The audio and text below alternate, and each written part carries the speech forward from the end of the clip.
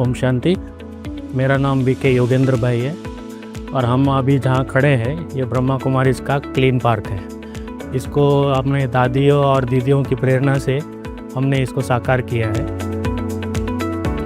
तो हर प्रकार से जो कुछ वेस्ट मैटर है उसका डिस्पोजल करने में बहुत सुविधा होती है और उससे न सिर्फ ग्रीन प्लैनेट परंतु क्लीन प्लैनेट भी हमारा जो लक्ष्य है उस तक हम पहुंच पाते हैं।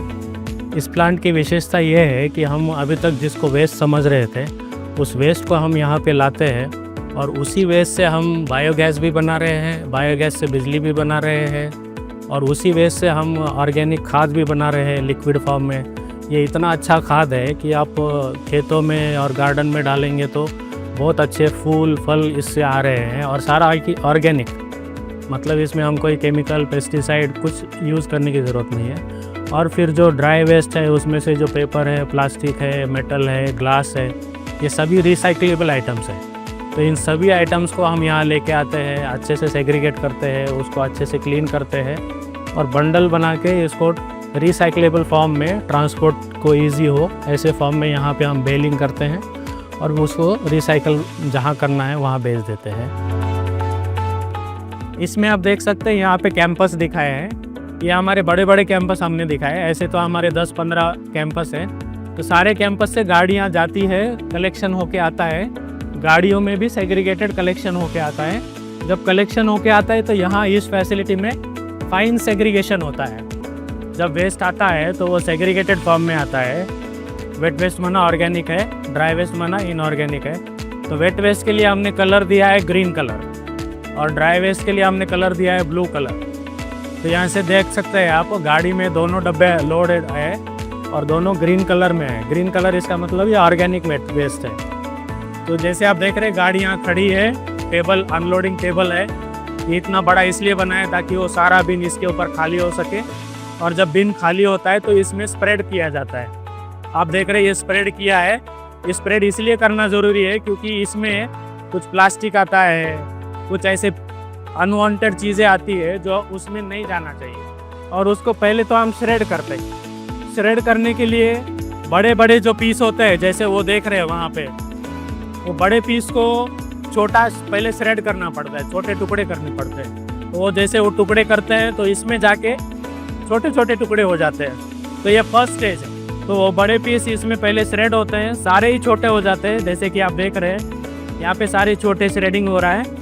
और सेकेंड स्टेज जो है वो जूसिंग का है। तो ये जूस बनाता है, हर चीज़ का जूस बनाता है। जूस बना के उसका पल्प बनाता है और वो पल्प जाता है बाहर मिक्सिंग में। तो जैसे बचा हुआ खाना है, फलों का कटिंग है, सब्जियों का कटिंग है, गार्डन वेस्ट है, वो सारा पल्प बन के इस फीडिंग टैंक में आता है। ये फीडिंग टैंक में 2 प्रोसेस है। इसमें मिक्सिंग भी होता है, एक एजिटेटर लगा हुआ है जिसमें मिक्सिंग होता है और दूसरा इसमें एक पंप भी लगा हुआ है। वो पंप ये सारे जूस को या पल्प को पंप उठाता है और इस डाइजेस्टर में पहुंचाता है। तो जैसे कि आप देख रहे हैं ये डाइजेस्टर 4 मीटर का हाइट का है और लगभग 9 मीटर इसका डायमीटर है। तो इसका फुल कैपेसिटी अगर आप पूछो तो 350 क्यूबिक मीटर का कैपेसिटी बनता है। तो इतने अमाउंट तक हम इसमें जूस बना के डाल सकते हैं। रोज़ का हम 3,000-3,500 किलो हम ऑर्गेनिक वेस्ट प्रोसेस करके इसमें डाल सकते हैं। तो इसके अंदर जब वेस्ट जाता है, ऑर्गेनिक मैटर जाता है, तो इसके अंदर ऑलरेडी हमने बैक्टीरिया को कल्टीवेट किया है गोबर वगैरह डाल के। तो वो बैक्टीरिया इस पल्प को खाता है। खाने के बाद ऊपर गैस बनता है जिसको हम बायोगैस बोलते हैं। तो ऊपर आप देख रहे हैं ये मेम्ब्रेन है। ये ऐसी मेम्ब्रेन है, इसमें डबल लेयर है। ऊपर के लेयर वेदर प्रोटेक्शन के लिए है, जैसे बारिश हो, धूल हो, मिट्टी हो, धूप हो, उस सब को प्रोटेक्ट करता है और यह हमेशा ही हवा से भरा रहता है ऊपर का लेयर। अंदर के लेयर में बायोगैस स्टोर होता है। तो ऊपर का जोन जो है वो बायोगैस का जोन है और वहाँ से बायोगैस इस पाइपलाइन में आता है और ये पाइपलाइन को हमने अंडरग्राउंड लिया है ताकि इसके बायोगैस के अंदर जो मॉइस्चर कंटेंट है वो नीचे ज़मीन के ठंडा टेम्परेचर मिलने से वो मॉइस्चर वाटर में कन्वर्ट होकर उसको अलग से निकालते हैं और ये बायोगैस अंदर जाके बायोगैस जनरेटर में जा रही है जहाँ कि हम बिजली बना रहे हैं। तो इसमें दूसरी प्रोसेस जो है ये सेकेंडरी जो मैटर है, इसमें जब बैक्टीरिया उसको खाता है, गैस बनाता है, तो bacteria at the same time liquid organic manure भी बनाता है, जो उसका सेकेंड बाय प्रोडक्ट है। तो ये लिक्विड ऑर्गेनिक मैन्योर, उसके लिए हमने ये आउटलेट रखा है। ये आउटलेट से हम लिक्विड ऑर्गेनिक मैन्योर को खोलते हैं। जैसे ही आप ये वॉल खोलेंगे तो ये मैन्योर आपको इस टंकी में आता हुआ दिखाई देगा। तो इस टंकी में ये सारा मैन्योर हम अनलोड करते हैं, जितना चाहिए अनलोड करते हैं, जितना चाहिए फिर क्लोज करते हैं। खोलने के बाद सारा लिक्विड ऑर्गेनिक मैन्योर इस टंकी में आता है, इसलिए इसको हम एक स्टोरेज के जैसे भी यूज़ कर सकते हैं। यहाँ पे भी एक पंप लगा हुआ है, यहाँ से पंप उठा के इस टैंकर में सारा लिक्विड ऑर्गेनिक मैन्योर अनलोड करता है। और ये टैंकर को आप जहाँ चाहे वहाँ ले जा सकते हैं, खेतों में, गार्डन में, और वहाँ पे आप इसमें ज़मीन में डालिए। ये इतना अच्छा लिक्विड ऑर्गेनिक मैन्योर है कि इसका रिज़ल्ट बहुत अच्छा है। तो ये प्रैक्टिकल रिज़ल्ट हम यहाँ पे आप दिखा सकते हैं कि ये ऑर्गेनिक मैन्योर की इतनी ताकत है कि तुरंत यहाँ पे फूल और फल बहुत सारे आ जाते हैं। तो ये सारा सेटअप जो है ड्राई वेस्ट के लिए बनाया है। ड्राई वेस्ट माना पेपर है, प्लास्टिक है, ग्लास है, मेटल है, ऐसे जो भी रिसाइक्लेबल आइटम्स आते हैं, सारे कैंपस से हम ड्राई वेस्ट अलग से ब्लू कलर के बिन में लाते हैं। वो सारा इस टेबल पे अनलोड होता है। ये अनलोडिंग टेबल है। यहाँ पे सारा अनलोड करने के बाद ये लोग इसमें अलग अलग फाइन सेग्रीगेशन करते हैं। ये फाइन सेग्रीगेशन का प्रोसेस है। फाइन सेग्रीगेशन माना पेपर को अलग करना है, प्लास्टिक को अलग करना है, मेटल को अलग करना है, ग्लास को अलग करना है। माना जो जो रिसाइक्लेबल आइटम्स है, जो काम की आइटम्स है, वो सारी अलग हो जाती है, और जो बिल्कुल काम की आइटम नहीं है वो वहाँ आके नीचे फॉल हो रही है। तो जो किसी के काम का नहीं है उसको हम इंसिनरेट कर देते हैं। इंसिनरेशन माना जला देते हैं, बट ये प्रॉपर प्रोसेस से जलाते हैं। तो ड्राई वेस्ट से जैसे कि आप देख रहे हैं यहाँ अलग अलग सेग्रीगेशन हुआ है। जैसे कि ये है एलडी प्लास्टिक इसको बोलते हैं, ट्रांसपेरेंट प्लास्टिक बोलते हैं। ये सबसे ज़्यादा रिसाइकल होता है क्योंकि इसमें ना कलर है ना कुछ है, सबसे ईजी है रिसाइकल करने में। बट ये रिसाइकल करने के लिए पहले हम उसको, जैसे कि यहाँ आप देख रहे हैं, ये एक बेलिंग मशीन है। ये बेलिंग मशीन क्या करती है, हाइड्रोलिक प्रेस है। क्योंकि ये वॉल्यूम बहुत ज़्यादा है तो इसको प्रेस करके इसका वॉल्यूम बिल्कुल कम करते हैं, और फिर इसको अच्छे से जब आप बंडल बनाते हैं तो ट्रांसपोर्ट में भी ईजी हो जाता है। ड्राई वेस्ट में भी बहुत सारी ऐसे आइटम होते हैं जिसको यहाँ आके सेग्रीगेट करना पड़ता है, उसको हम फाइन सेग्रीगेशन बोलते हैं। फाइन सेग्रीगेशन में जब हम करते हैं उसके बाद की जो प्रोसेस है ये बेलिंग प्रोसेस है। बेलिंग में जैसे आप देख रहे हैं ये गत्ते हैं, इसको हमने अलग फाइन सेग्रीगेट करके वही गत्तों का एक बंडल बनाया है। ये यहाँ देखेंगे सारा कागज़ है, सारे कागज़ को अलग करके हमने उसका बंडल बनाया है। तो ऐसे आप देखेंगे ये पूरे कागज़ का स्टैक है, और यहाँ आप देखेंगे तो पूरा एलडी का स्टैक है। तो ऐसे अलग अलग जैसे भी फॉर्म में हो, यहाँ आप देखेंगे तो सारे आप प्लास्टिक, दूसरे प्रकार के जो कलर कोटेड प्लास्टिक है उसका सेग्रीगेशन है। तो ये सेग्रीगेशन करके रखते हैं क्योंकि इसका अलग अलग प्रोसेस है।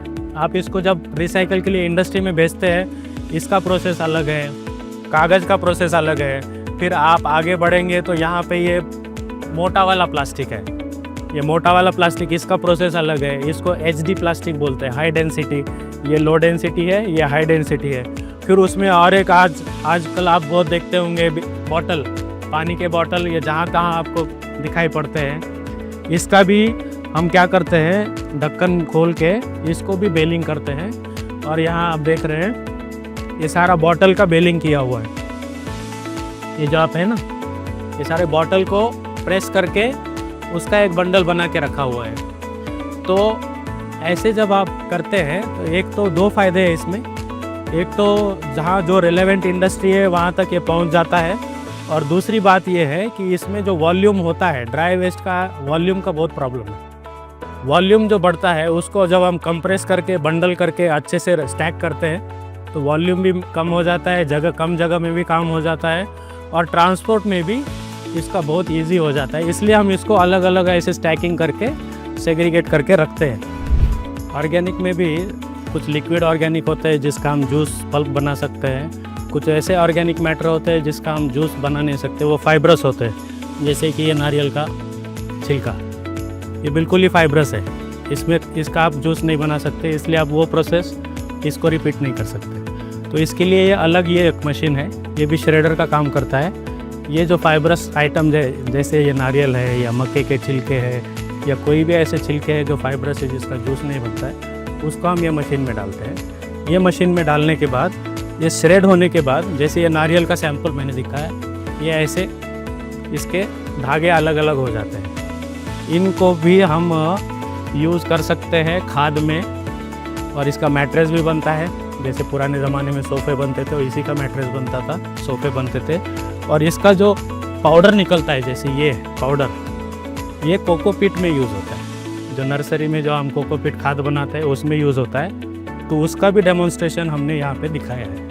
तो यहाँ पे हम ड्राई कंपोस्ट कर रहे हैं। ड्राई कंपोस्ट माना जिसका जूस नहीं बनता है उसको हम ड्राई कंपोस्ट करते हैं। जैसे फाइबरस मटेरियल है, तो ये सारे फाइबरस मटेरियल को लेयर बाय लेयर हम इसमें बिछाते हैं। एक लेयर फाइबर मटेरियल का होता है, एक लेयर काउडंग का होता है, गोबर का, फिर दूसरा लेयर उसका होता है, फिर तीसरा लेयर फिर गोबर का होता है। ऐसे 4-4 इंच के लेयर में हम इसको यहाँ पे ये बेस बनाते हैं। ये सारा उसी के हिसाब से बनाए हुए बेड्स है, और इन बेड के ऊपर 2 प्रोसेस हम इस्तेमाल करते हैं। एक तो है ये यहाँ जो आप देख रहे हैं, ये है वेस्ट डिकम्पोज़र।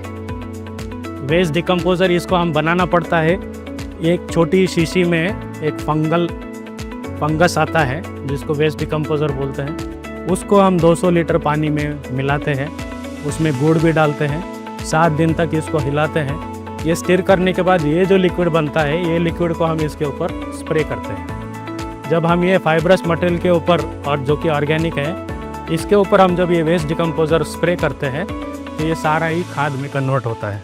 और दूसरा एक प्रोसेस है, इसके अंदर केचुए भी है।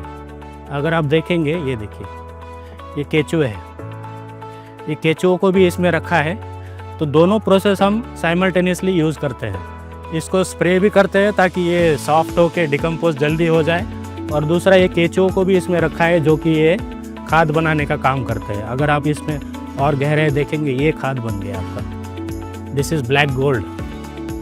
तो ये ऑर्गेनिक मैटर से वापस हम रिसाइकल करके इसको खाद बनाते हैं। ये खाद को आप फिर अपने खेतों में, गार्डन में इसमें यूज़ कर सकते हैं। तो इस तरह के ये बेड है। ये पूरी प्रोसेस जैसे फाइबर से, ऑर्गेनिक से इसको खाद में कन्वर्ट करने के लिए ड्राई कंपोस्टिंग में 40 से 45 दिन लगते हैं। तो उस हिसाब से फर्स्ट डे में ये सारे लेयर्स बनते हैं, फिर सेकेंड डे से ये सारा स्प्रिंकलिंग शुरू हो जाता है, फिर इसमें केचुए भी डालते हैं, और ये इसको 40 दिन तक फिर रेस्ट रखते हैं। 40 दिन के बाद ये सारा खाद बनता है, तो इसको ड्राई कंपोस्टिंग बोलते हैं। तो ड्राई वेस्ट में ऐसे भी कुछ वेस्ट होते हैं जो किसी के काम के नहीं होते, जो रिसाइकलेबल फॉर्म में नहीं होते हैं, या फिर उसका रिसाइकल होके अभी कुछ उसका यूज़ नहीं होता है, और ऐसे ही अगर उसको आप फेंक देंगे पर्यावरण में तो लैंड फिलिंग होती है, स्टैकिंग होती है। तो ये सारे चीज़ों को अवॉइड करने के लिए और एक इसमें जो प्रोसेस है वो उसको बोलते हैं इंसिनरेशन। इंसिनरेशन माना जो आपको वेस्ट नहीं चाहिए, उस वेस्ट को आप यहाँ लाते हैं, इसको आप फिर इसको ऐसे जलाते हैं, और जलाते हैं। इसमें अगर जलाने की भी एक प्रोसेस ये है कि इसमें 2 स्टेज प्रोसेस है। ये प्राइमरी चेम्बर है जिसमें आपने वेस्ट को डाला और जला दिया, ढक्कन लगा दिया। इसके बाद आप अगर ऊपर देखेंगे, ये सारा जो धुआं है यहाँ से इसमें जाता है।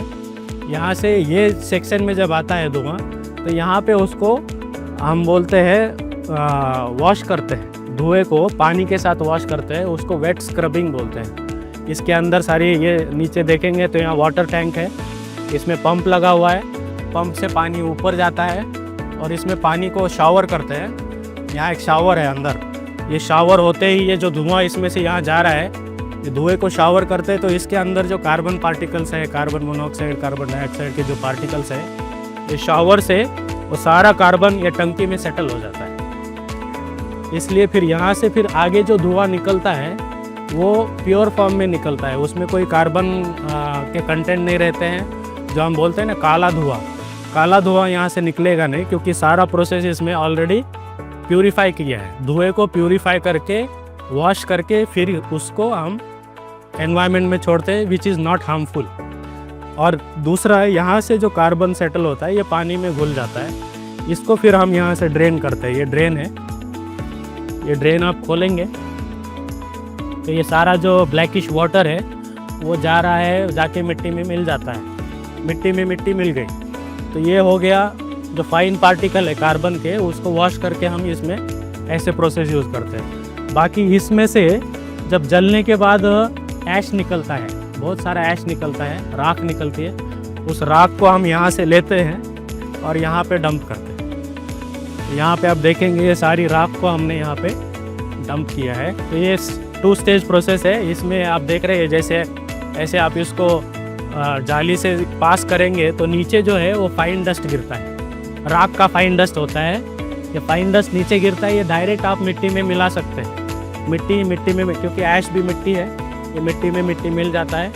बाकी जब आप इसको छानते हैं तो इसमें आप देखेंगे कुछ ऐसे आइटम्स बचते हैं जो कि जलते नहीं हैं, जैसे कि मेटल है, एल्यूमिनियम है। ये जैसे देखेंगे ये एल्यूमिनियम है, एल्यूमिनियम का फॉइल है। ये आप देखेंगे ये मेटल है। और कुछ ऐसे ये फाइबर ग्लास है जो जलता नहीं है। तो ऐसे आइटम, और कुछ तार है, देखो ये तार है।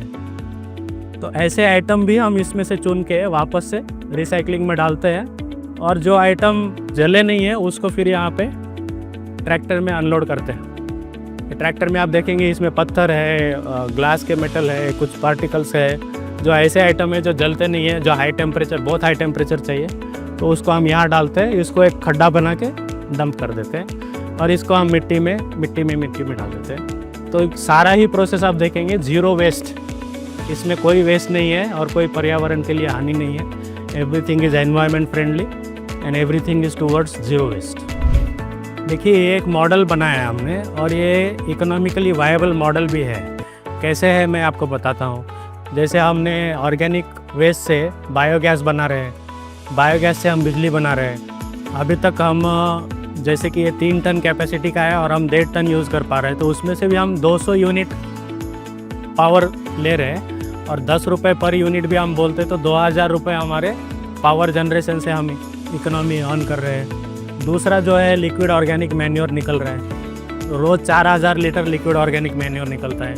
अगर हम 1 रुपये लीटर भी पकड़ते हैं तो उसके 4000 रुपये हो गए।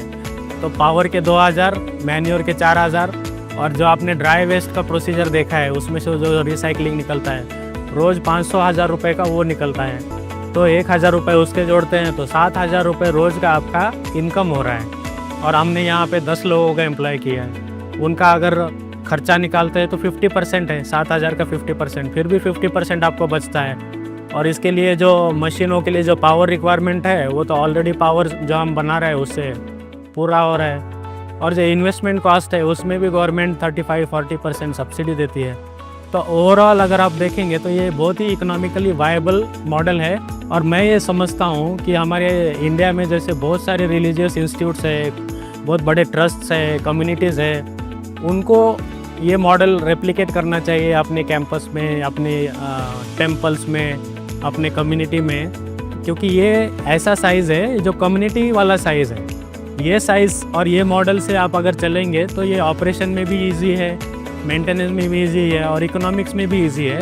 और हम जो देखते हैं आसपास जो गंदगी होती है रिलीजियस प्लेसेस के आसपास, वो गंदगी भी नहीं होगी। और जो एक धर्म बनता है हमारा कि हमको सफाई भी रखनी है, स्वच्छता भी रखनी है और पर्यावरण को भी साथ साथ लेके चलना है, पोल्यूशन को कम करना है, बीमारियों को कम करना है। और एक रिलीजियस इंस्टीट्यूट्स को जो कि NGOs है वो बहुत अच्छी तरीके से इसको रेप्लिकेट कर सकते हैं। तो हम यही चाहेंगे कि ये मॉडल को देखे, आवे, डेमोन्स्ट्रेशन देखे, प्रैक्टिकली इसको कैसे यूज़ हो रहा है वो देखे और इसको अपने अपने क्षेत्र में जाके रेप्लिकेट करें। यही हमारी सबसे शुभ भावना है। ओम शांति।